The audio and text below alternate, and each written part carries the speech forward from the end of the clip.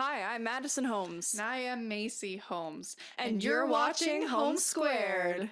That was so enthusiastic. That was so good. It was so good. So good. Okay, so today, following up on our previous segment of Holmes Squared. Again, thank you, Will Dove, for the name and the segment. The 51st state is what you said that we would be talking about. So there's an Alberta delegation going on. There's a delegation by multiple Albertans, and they're going to Washington. And the people are the lead. There's a press conference for those who do not know. And the leading figures being Jeff Rath, who is a lawyer here in Alberta. This is my Mitch Sylvester, or Silvestri. I don't know how to pronounce that. He's also leading the delegation. This is Modry, Dr. Dennis Modry. Yep. And then a former MP, LeVar Payne. And this is a very good press conference. It's about 1 hour, so everybody tune into that for more information. But Macy, I have a question. Oh. I do. Why is there a delegation going to Washington? Why is that happening? Well, it's like they're going for some information as to whether or not they can separate from Canada. Alberta wants to separate from Canada? Well, I should probably specify. They're not trying to separate from Canada. I think they're trying to separate from something else. They're trying to separate from something else. Well, then what are they trying to separate from? Well, good thing that you're asking the right questions. So, if you guys haven't picked up on it yet, we are trying to paint a picture here. And it is, why are we talking about Alberta independence? Well, because it's being talked about, sure. But why? Why is it being talked about?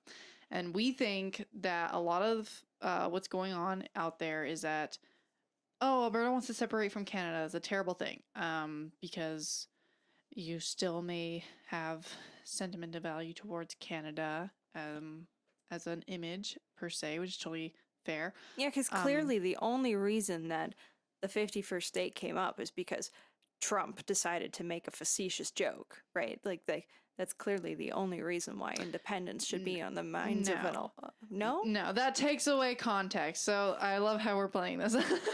It takes away context and continuity of agenda. And that is something that we want to talk about today. So, Maddie, can you pull up the Matthew Ehret article?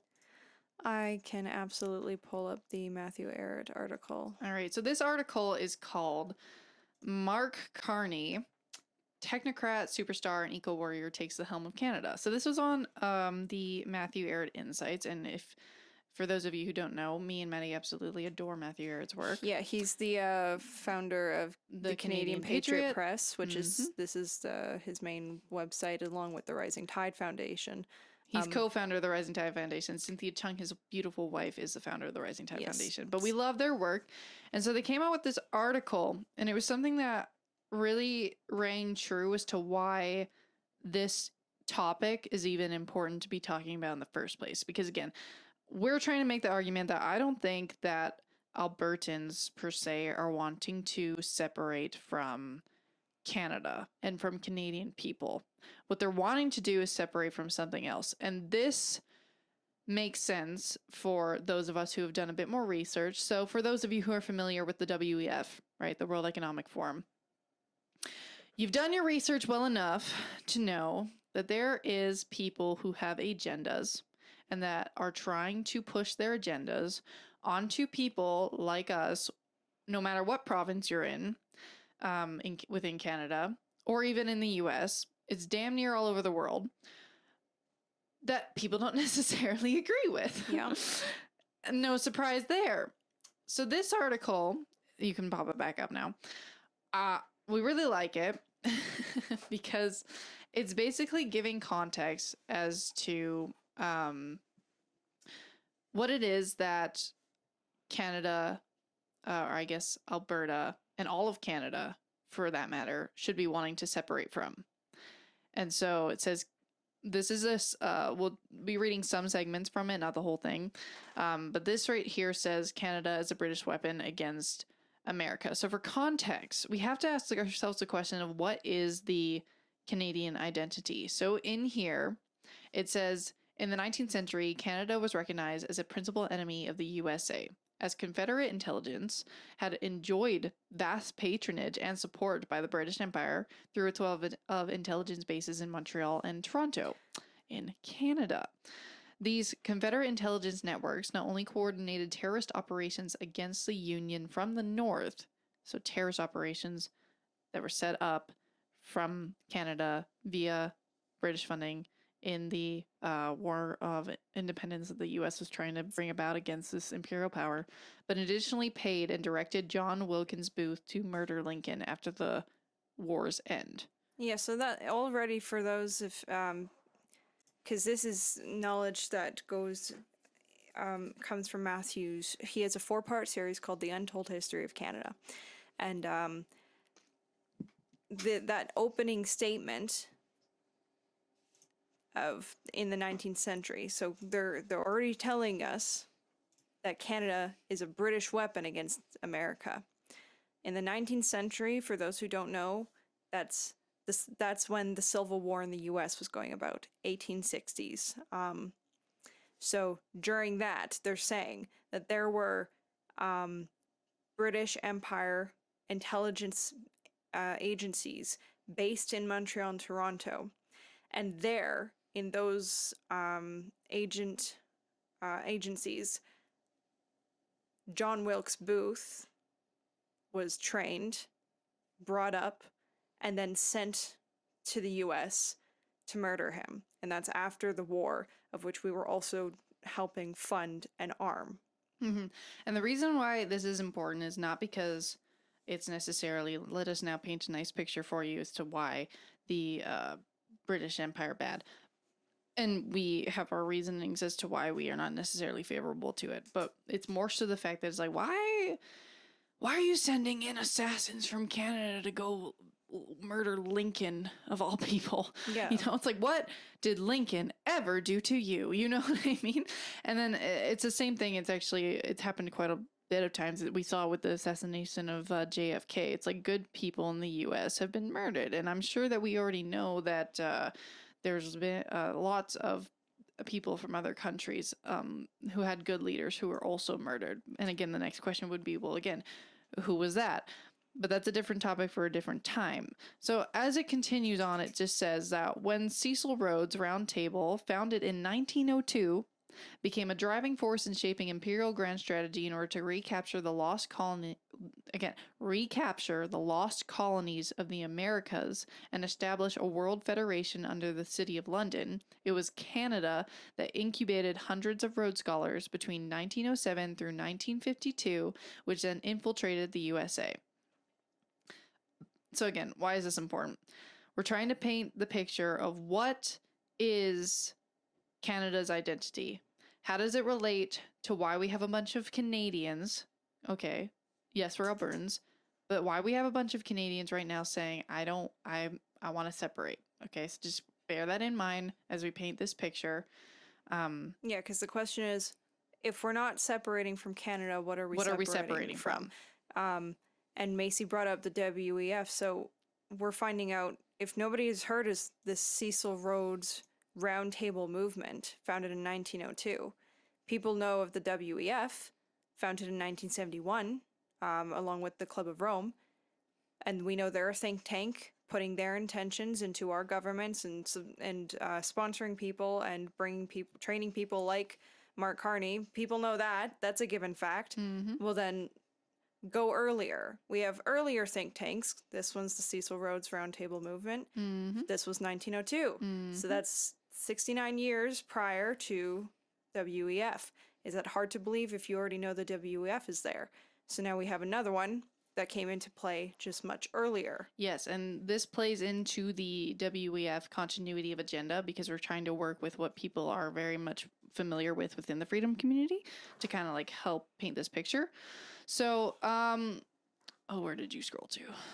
Sorry. So,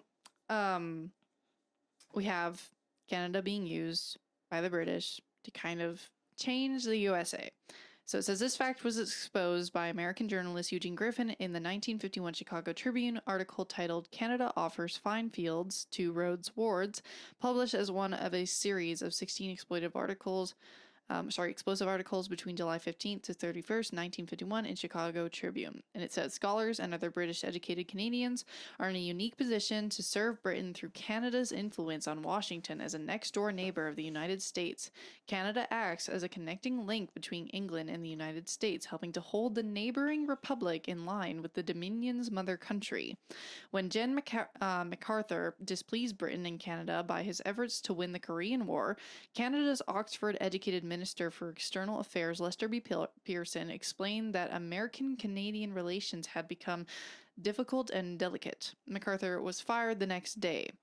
Pearson's Foreign Office staff is packed with Rhodes Scholars. There are 23 among 183 staff officers, or 1 out of every 8, who were educated at Oxford University, England, on the scholarships created by Cecil Rhodes, Empire Builder, and Diamond Mongol, who wanted the United States taken back into Britain's fold. Other Canadian Foreign Office members also were educated in England, although not as Rhodes Scholars. Pearson went to Oxford on a, I think it says Massey or Macy scholarship, endowed by a Canadian millionaire, Norman A. Robertson, a Rhodes Scholar, sometimes called the most brilliant member of the British trained inner circle in the government's East Bloc. Headquarters of the Prime Minister and the Foreign Office is another important figure in Canada's relations with Britain and the United States. He is clerk of the Privy Council and secretary to the cabinet and has been Under Secretary of State and High Commissioner to Britain. So that's a pretty significant figure. Now, what that said there, for people who maybe got lost in translation, this significant figure and multiple others after that were put in there, filtered through, and vetted first by this Cecil Rhodes Roundtable. That's not hard to believe, again, if you already know the WEF, who filters through people like Mark Carney, Justin Trudeau. It's even on the local level. For us personally, we found this out recently. There's a municipal group called Kickley, and they informed us that there is a Federation of Canadian Municipalities program that even our local city of Calgary, you could probably check your local council too to see if it's in your municipality, and they are subscribed onto a Partnership for Climate Change program.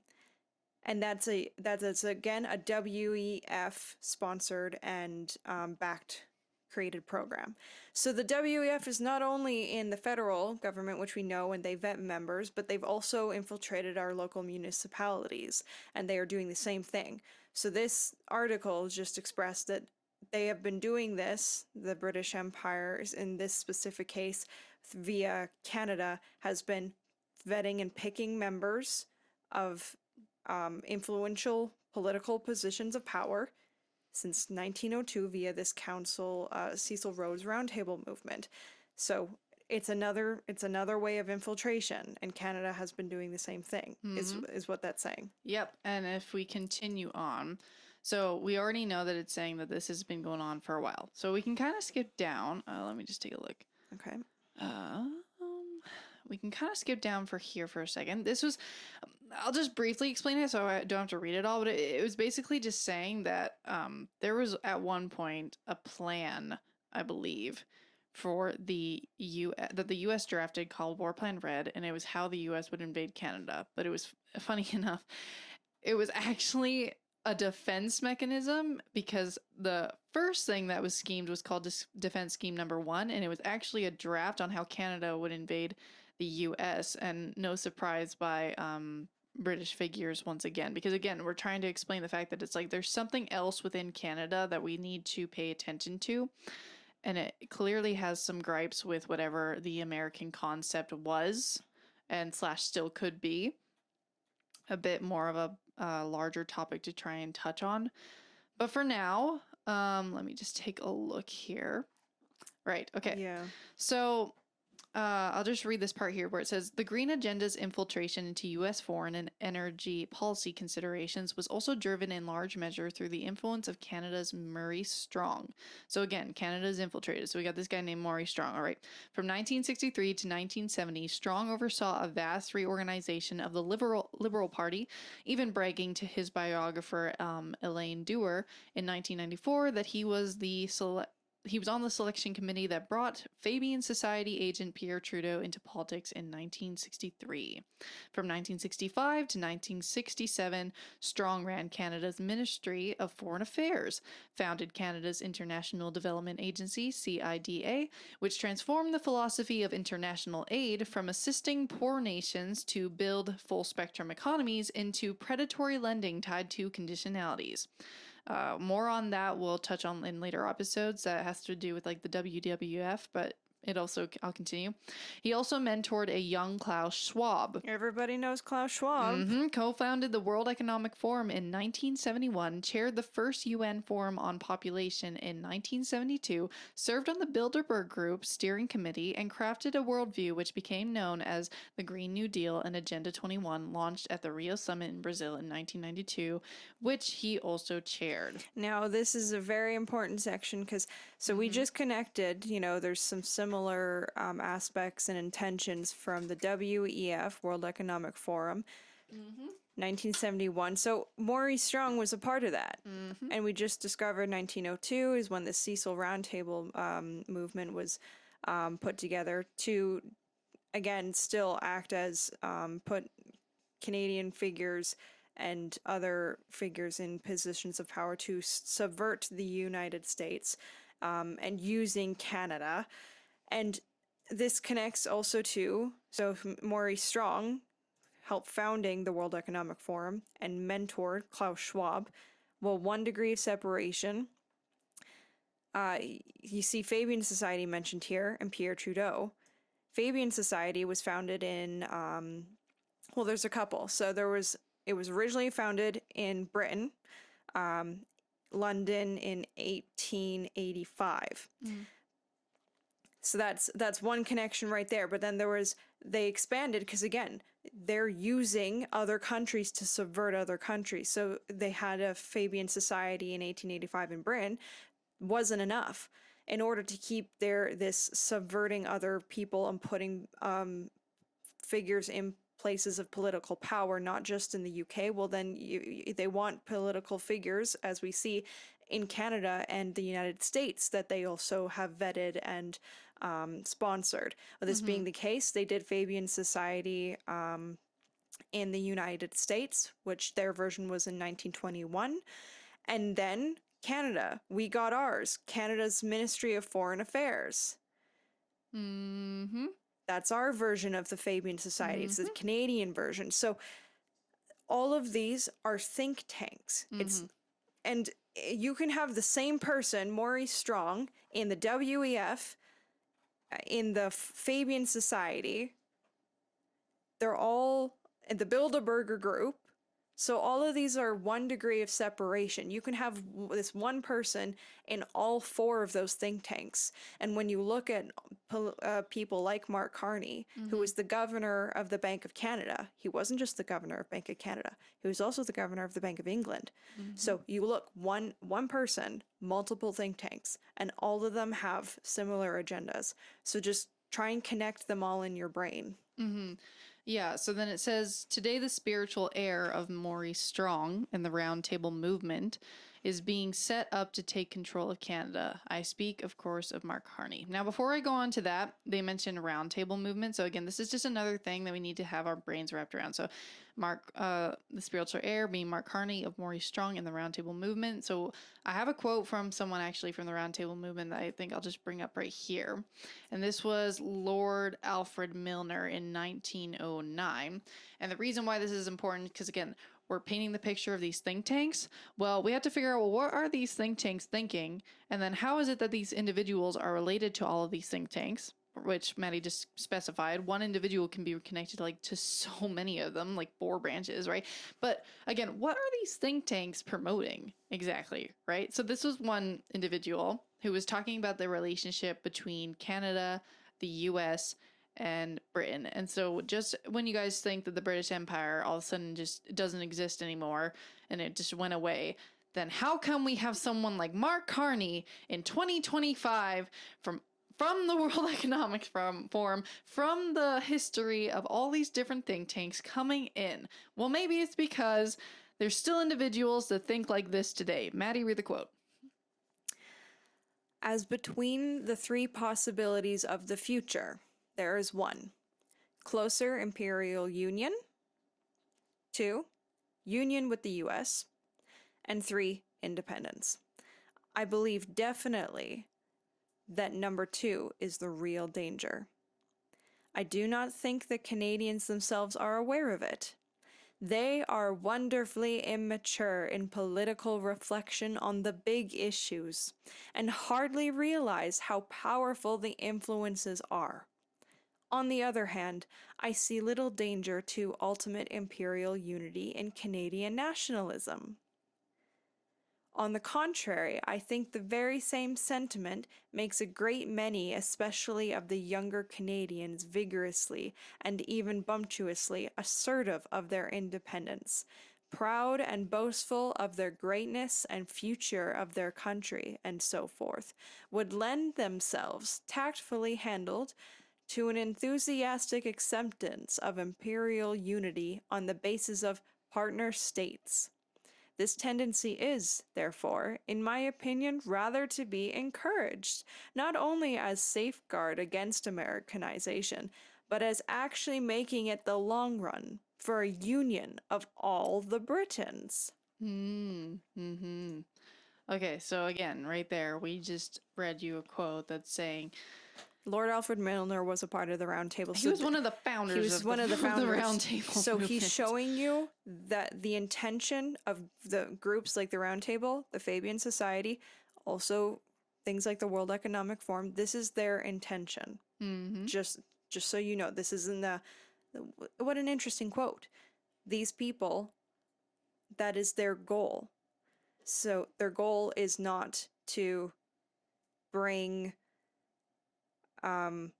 Not to just randomly put figures together. It is to make and expand the Britain Union, this North American Union that we're starting to hear more and more of.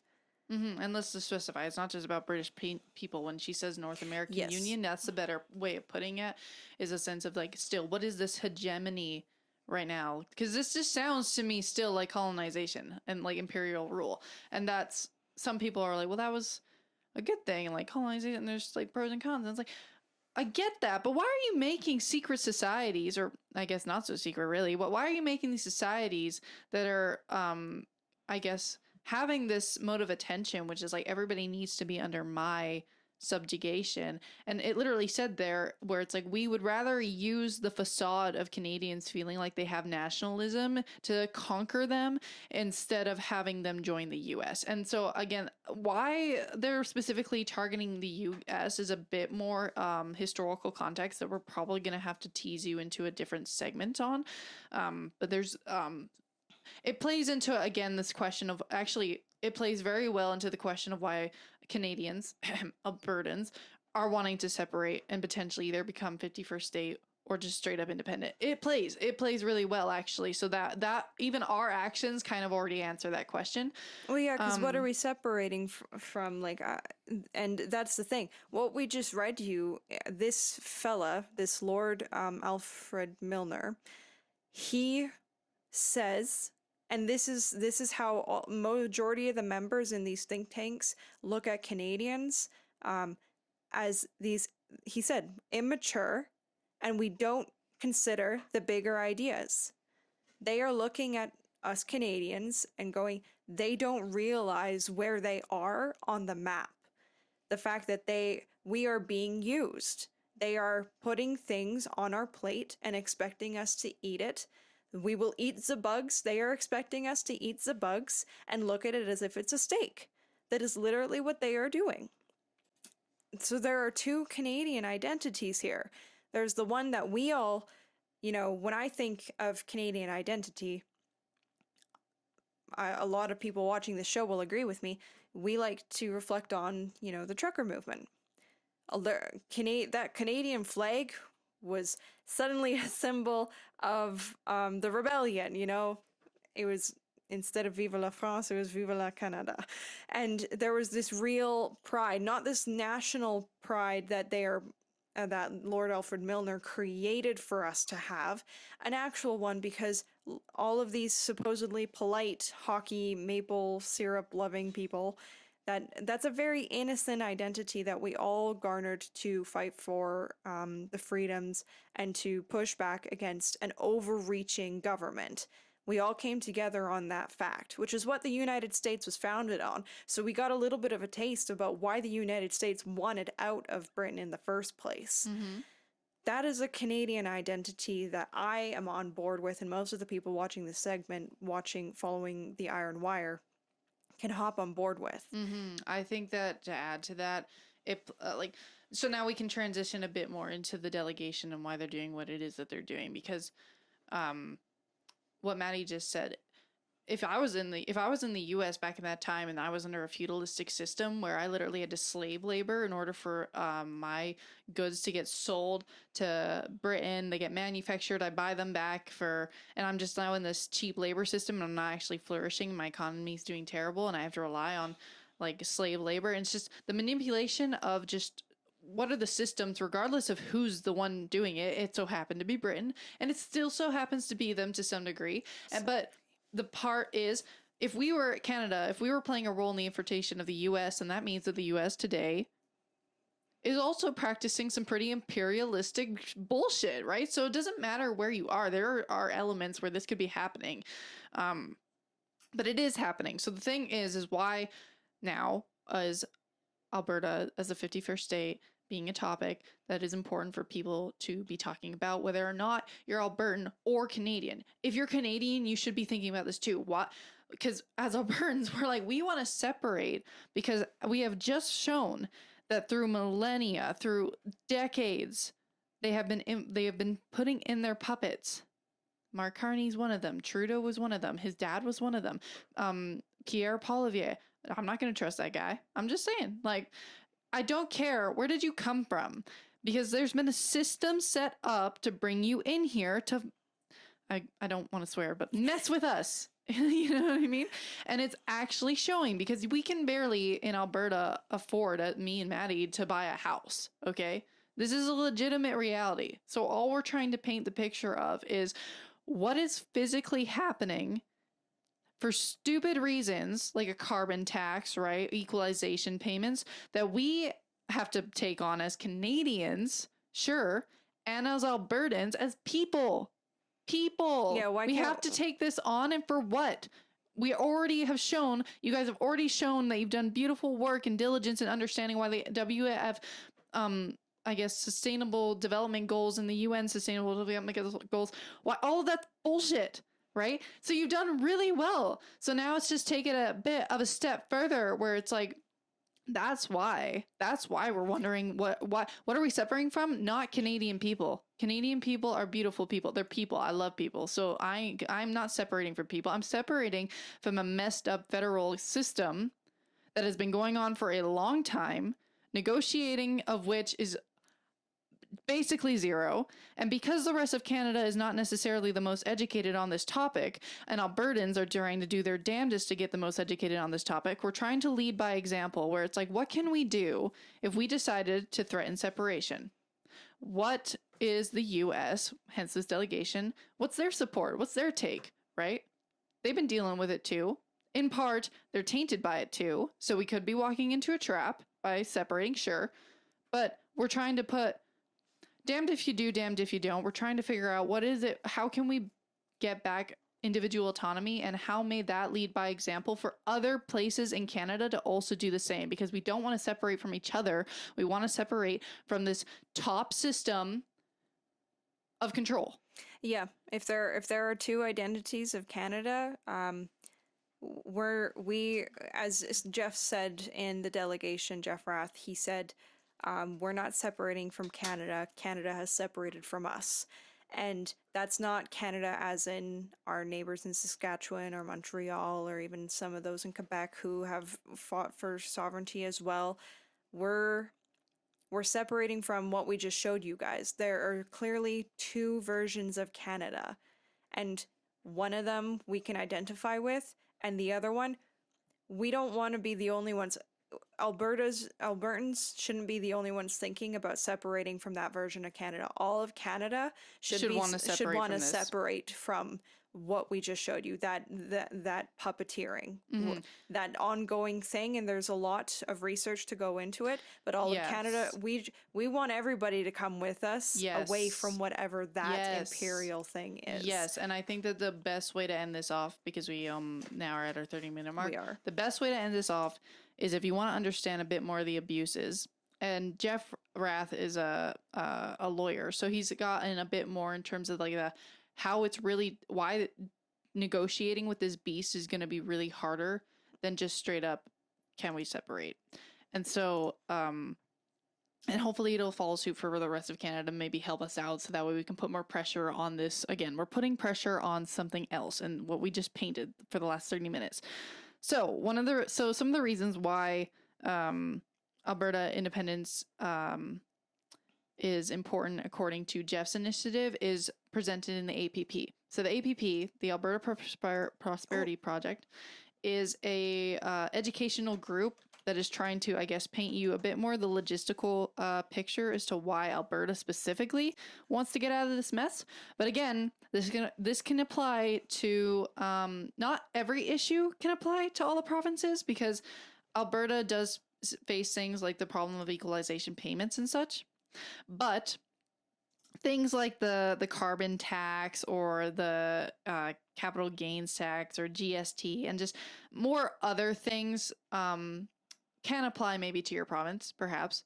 The whole point is just take a look at how you're being used and abused, and Alberta is. So if you want to know how Alberta is being used and abused and why it is that we want to leave, to better understand our context, to better understand why maybe you should be thinking about this thing, right? Yeah, watch the delegation video. Then watch the delegation video that Maddy showed you guys in the very beginning. Yeah, this one. Yeah. And go to albertaprosperityproject.com. Yep.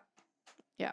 That'll do. And if you're enjoying, I don't think anybody should really be enjoying the digging into all of the think tanks that are controlling us.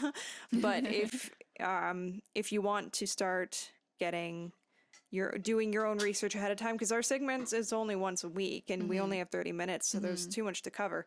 That, again, the article that we read from today was from Matthew Ehret's Insights. You can follow his Substack. But he also has a whole book series called on the Untold History of Canada. Yeah. And I'm trying to pull it up here. No, yeah. So it's a 4-part series. You could get those, and that'll also start the journey. Because there are 2 Canadas. Yep. And there are 2 everything. There are 2 everything. 2 US's, 2 Russia's, 2 China's. But that's all we can cover. That's all we can cover today. But it was a lot. I think that was good. Thank you, everyone, for taking the time to listen to it. Thank you, Will, again, for the segment. And thank you to everybody. We only did 1 segment, and we already have emails coming in and people saying thank you for your thoughts. Thank you for being an inspiration. Thank you for challenging the narrative, and local people too that are saying, hey, are you going to the Sean Newman event, the Cornerstone event happening in May? Are we gonna see you there? Are you guys involved in Edmonton politics? So people are already, we love emails, so if you want to email us, go ahead. Oh yeah, that's always appreciative. I really love how we're all trying to figure out how to get good together. So I think that's a good way to end off. I don't know necessarily what we're going to talk about next week, but I'm sure it may or may not be related to this, maybe an extension. But yeah, so thank you guys so much. Yeah. How do we end this? Do we say like that you've watched You've watched Holmes Squared. Okay, ready? You've watched Holmes Squared. Bye. Bye.